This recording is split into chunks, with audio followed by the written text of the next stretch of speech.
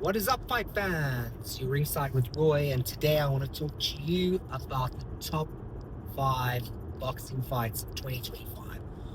It was a good year for boxing all around. I think we saw some really good fights, we saw some serious wars, and we saw some deadly knockouts.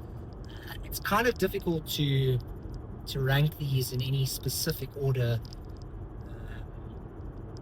from an attribute point of view. So I kind of go with a combination of hype, fan equity, so people who were invested in the fights from the announcement through the presses, all the way to the fights themselves. Outcome, so whether or not it was a good fight, favorite one, the underdog one, or also just generally speaking what the pay gate was like in terms of your payment for each fighter and the money that it generated. So let's start on the very top. It's subjective, it's my list. I'd love to hear your opinions in the comments, please let me know. But I'll start with Monster Inal versus Ramon Cardenas.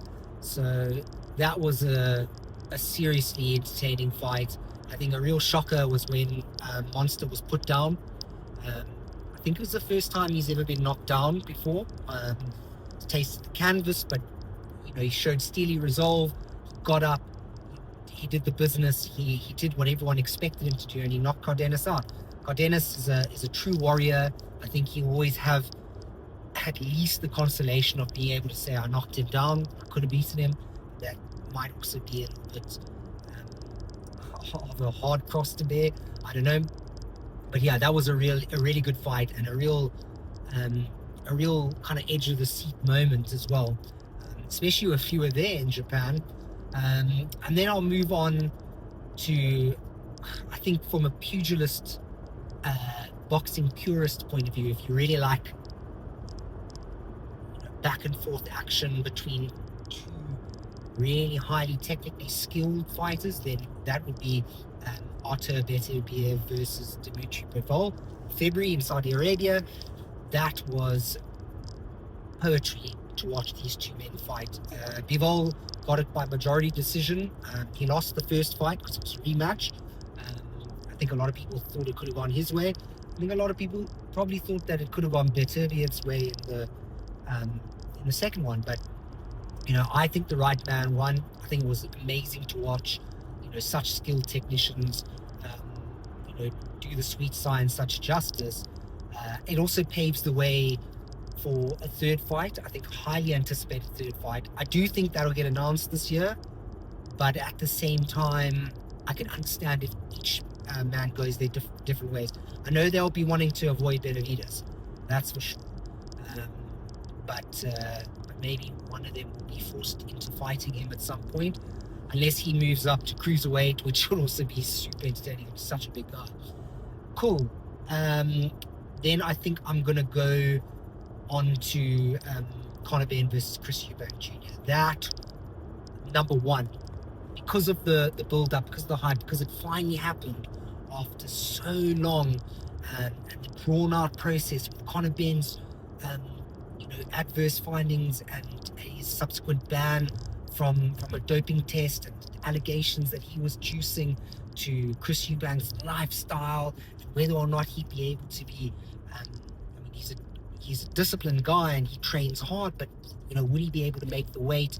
The rehydration clause, everything up to the egg gate. Having Chris Eubank crack Conor Benn with an egg in the presser, and then the fight itself. It really gave us fight fans something to enjoy.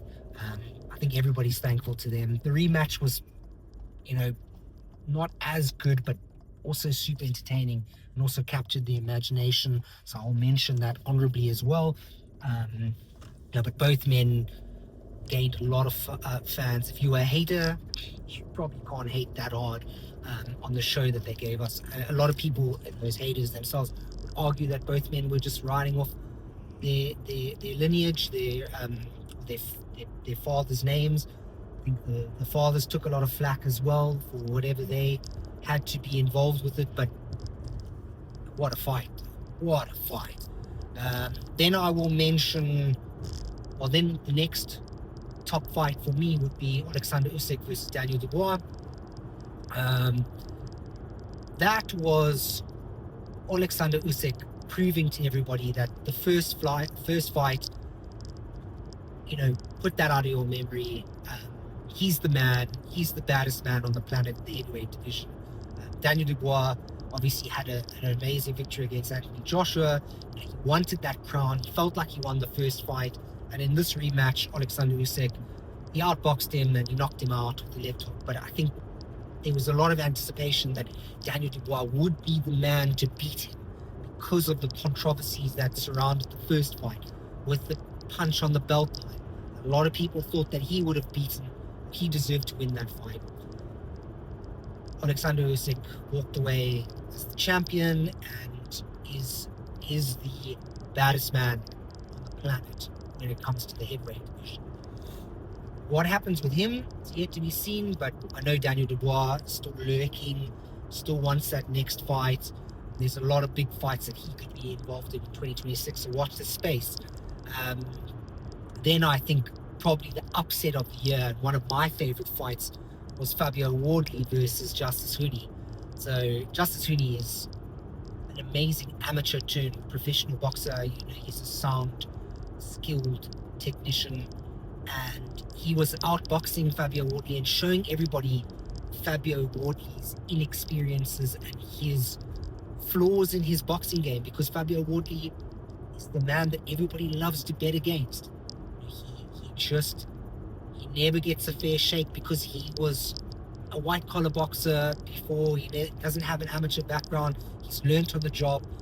But I think if people are looking forward to 2026, there's going to be a lot less people, depending on who he fights, betting against him, because Fabio Wardley knocked him out in the final round at least, and showed everyone that everyone's got a chance. And in the big glamour division of heavyweights, it just takes one punch.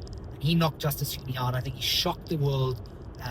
Not that was a world, like that fight didn't really capture the general public as much, but the boxing world definitely stood up and took notice. And look at Fabio Wardley now, he's WBO heavyweight champion. So yeah, and he's in line to fight some really, really tough characters in 2026.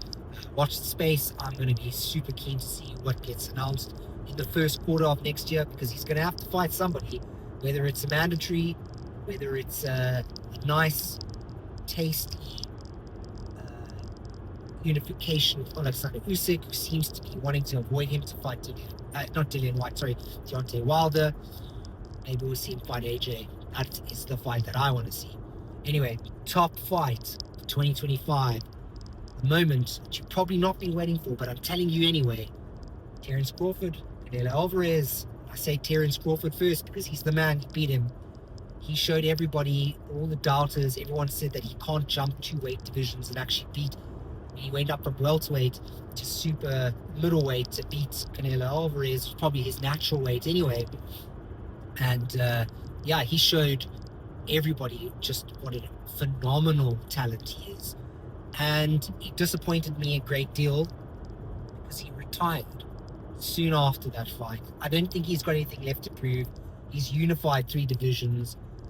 He's a three weight class world champion. He's got so many belts.